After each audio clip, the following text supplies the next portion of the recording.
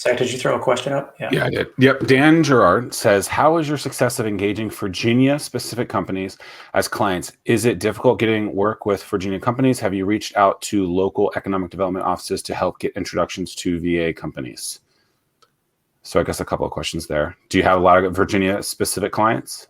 Yeah, I mean, we work with companies in Virginia, and we work with people all around the world. I think that it's just like any type of company, you have to have a problem statement that they're trying to solve. So for us during COVID, it's definitely been around communication and providing tools that are centered around remote workers being able to communicate better and more effectively.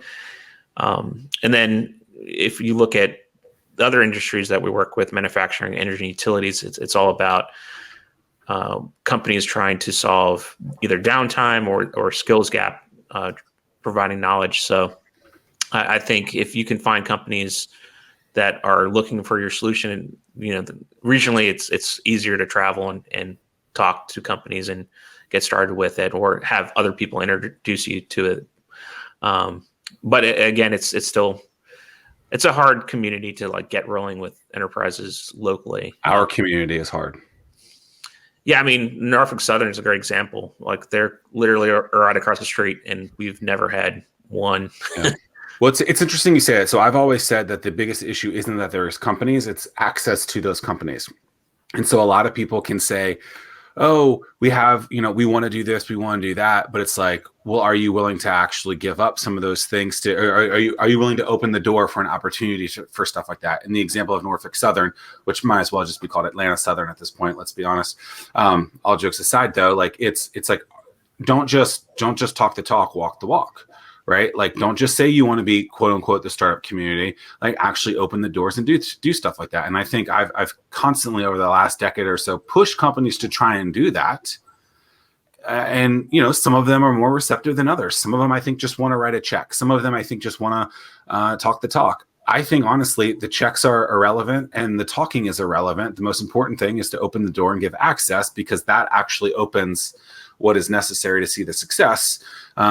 Not to say that money isn't important and things like that, but it's just like, hey, like checks are great, but what I really want is access to that thing that you have as a capability. Let's go with that. So. Yeah, I think this being a newer ecosystem, companies have a hard time understanding. Plug and Play is a great example of a network that is in Silicon Valley that caters to companies looking for technologies.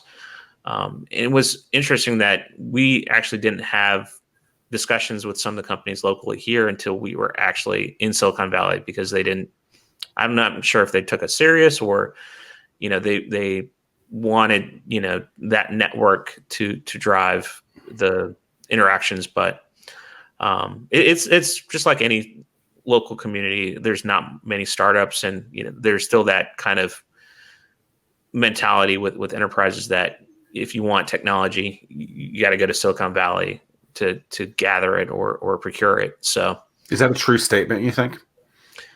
It's just, if you look how much technology is there, compared to here, you wouldn't expect, high-end stuff to live or exist here. But I think places like Austin, places like Atlanta are starting to write this new paradigm for how high-tech companies can be in markets that are non-traditional. And there's heavily focus on Norfolk or even the 757 region to become that.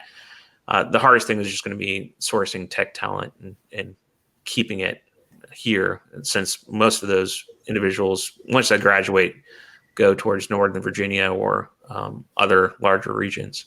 So how does a company then, if a company can be anywhere because the internet's fast enough anywhere, and all you really need is four walls and a bunch of people, what does an area like this, like the 757, do to try to retain talent? I mean, what's your pitch to those people? I mean, you're saying, hey, we can do this. So when you're talking to these people, when you've hired the 15 people that you have, what do you say to keep them here or to drive them here? I think as far as our mentality early on, we were really thinking of keeping people here, trying to build an ecosystem here, but COVID's kind of thrown a wrench into that.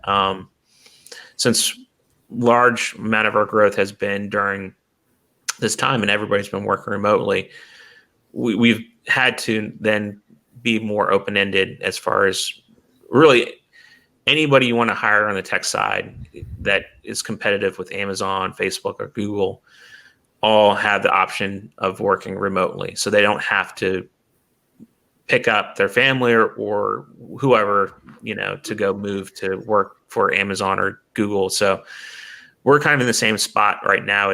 As we've grown, it's been more remote. But I think over time, if that's keeps in our DNA, we're going to be a very remote and non-traditional company as far as location based. Are you stuck at your home office, socially distanced coffee shop, or your fancy all bricked out corner office, wondering why no one can see your business and sales are all over the place? Sounds like you need a pro. That's why I developed the Anomaly Academy. Insert clever copy here. Oh, I guess I was supposed to put something else there. Oops. You can grab access to the Anomaly Academy now at zackmillersays.com/Anomaly Academy.